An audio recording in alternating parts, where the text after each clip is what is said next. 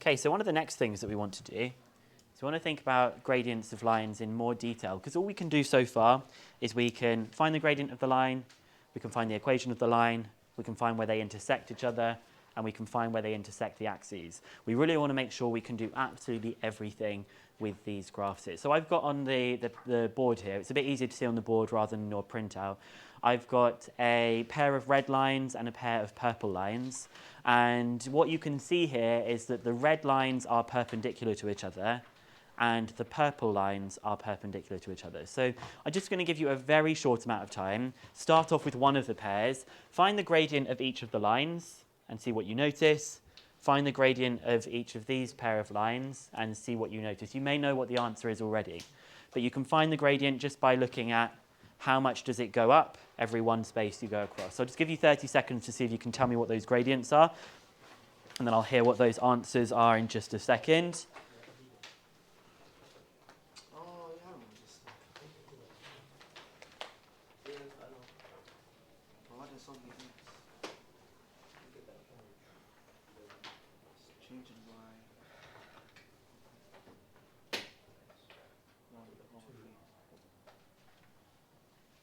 If you're not sure how to find the gradient from a graph, I'll do this first one.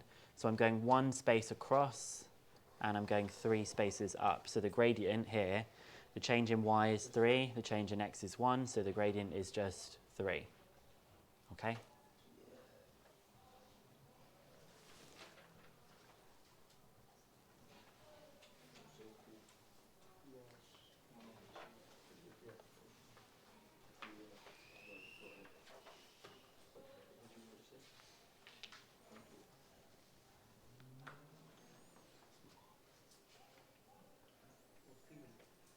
Okay? So how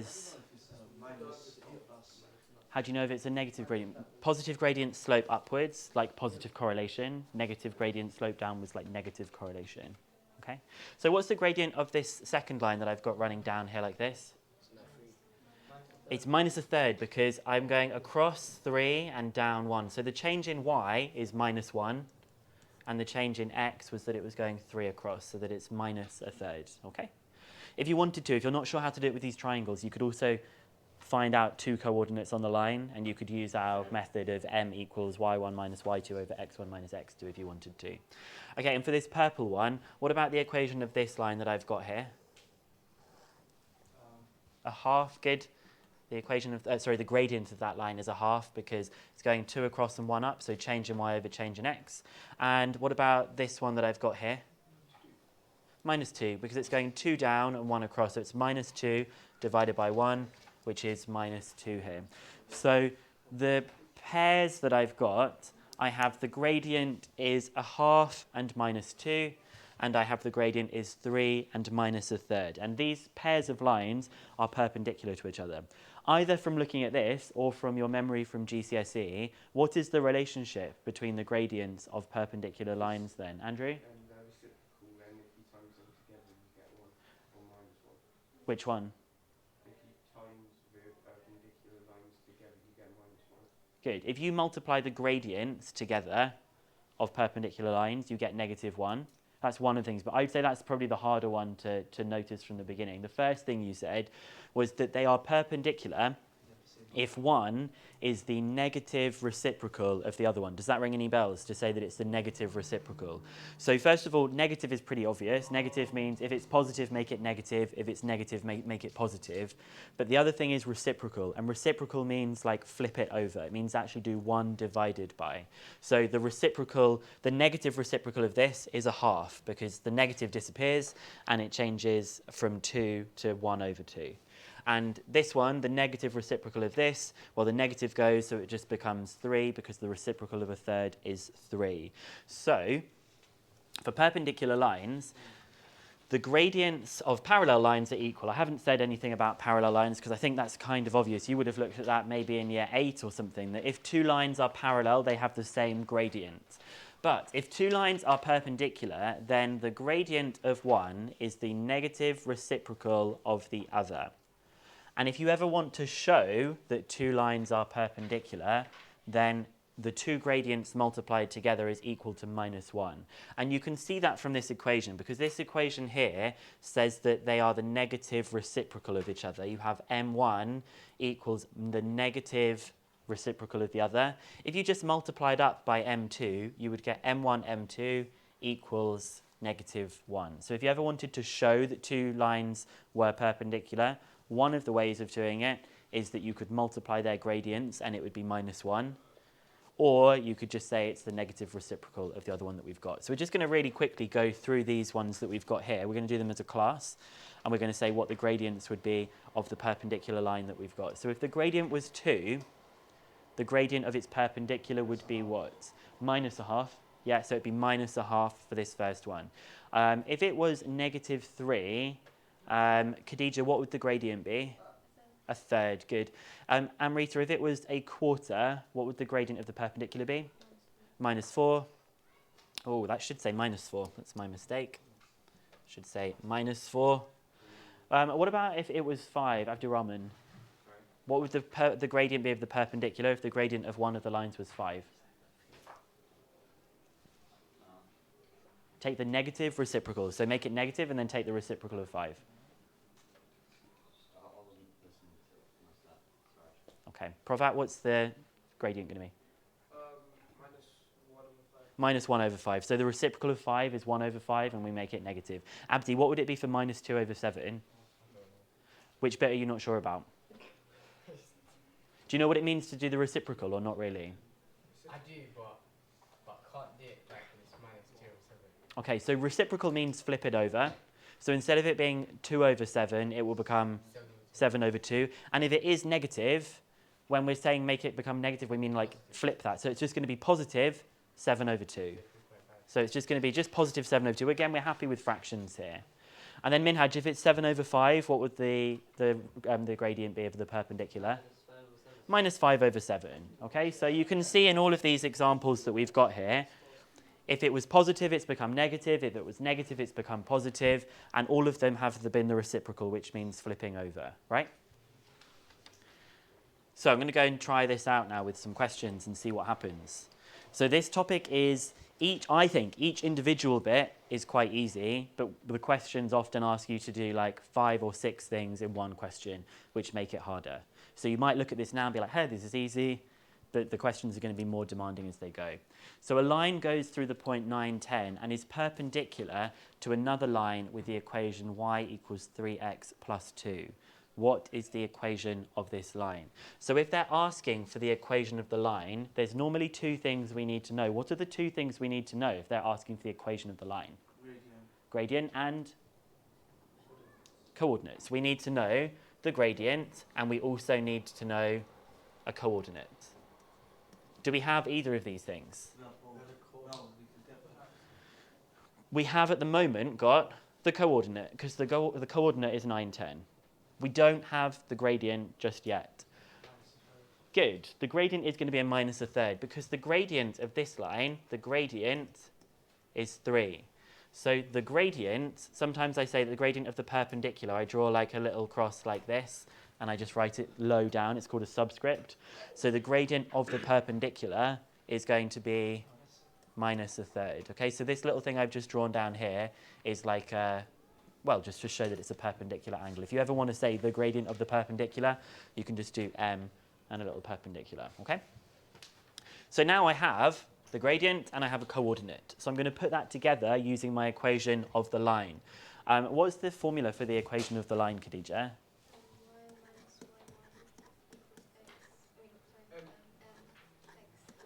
Good.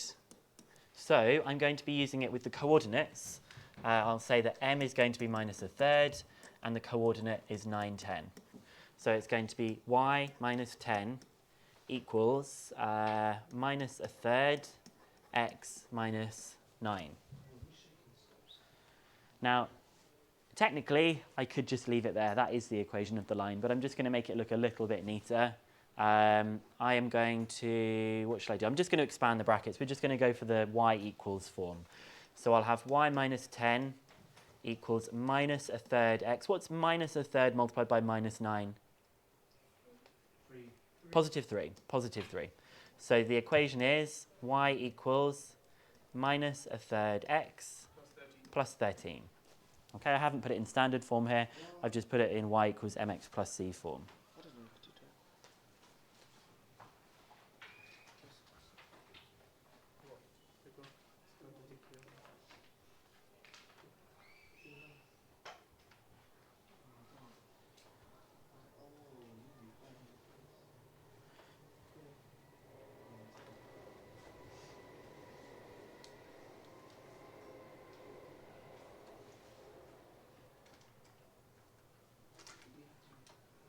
Okay.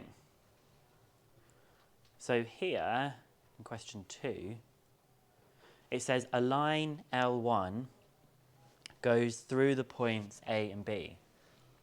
A second line, L2, is perpendicular to L1 and passes through the point B.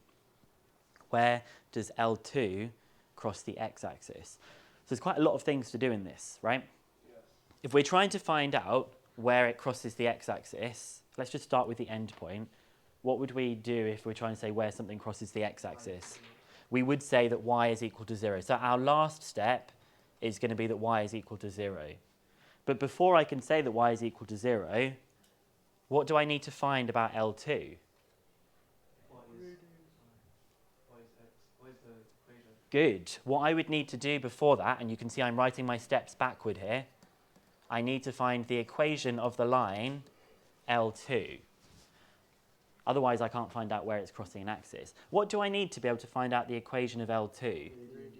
I need the gradient, and I need a point. So I need to have the gradient and the point. And the point, what is the point of L2 that it's going to go through?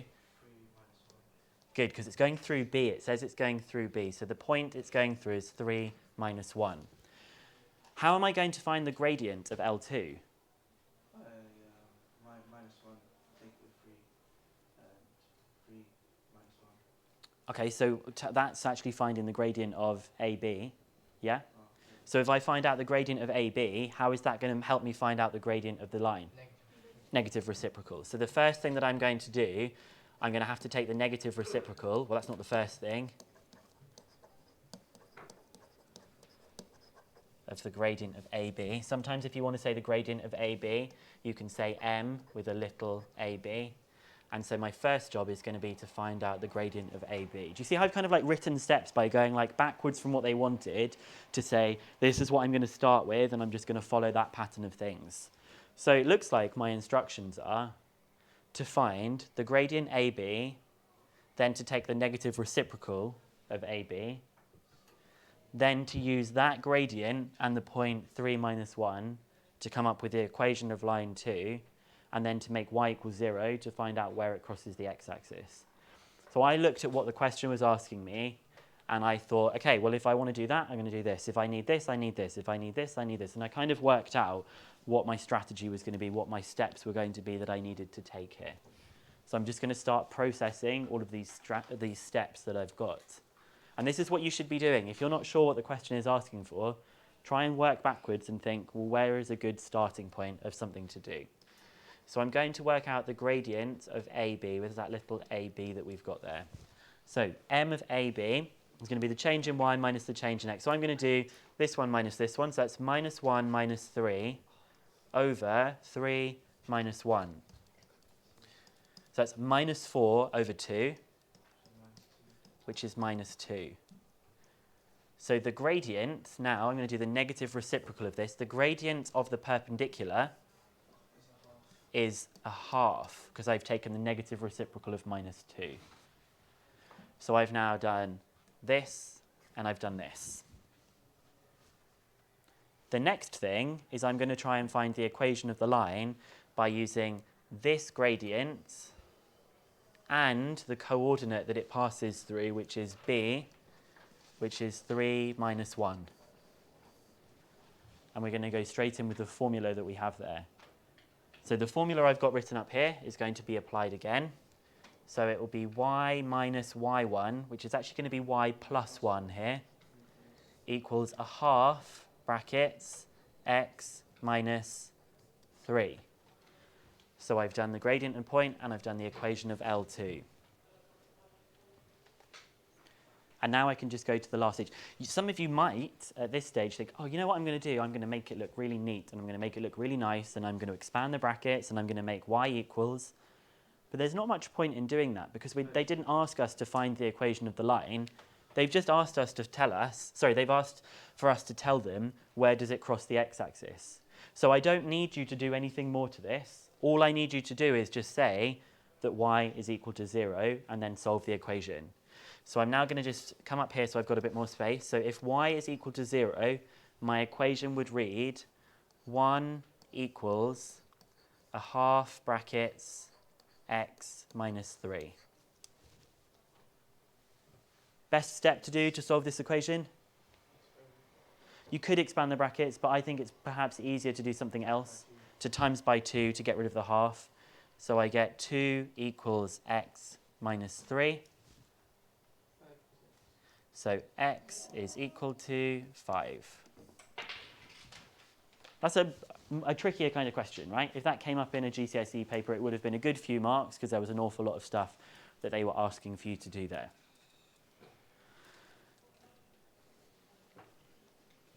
So I'd be very happy if I see you writing any of these strategies out. There's a student in my year 13 maths and further maths class, and halfway through year 12, he started writing down these strategies of how he was going to answer questions when they got harder, and he got one of the top marks in the test that we've just done. He's like right at the top of the class, and he didn't used to be at the very top of the class. He's worked up there by breaking down problems to make them look like that. So if that's the kind of thing that you think you want to be at the top of the class, that's something I would suggest doing to help you get there, particularly for problems where there's a lot of steps that need to be done.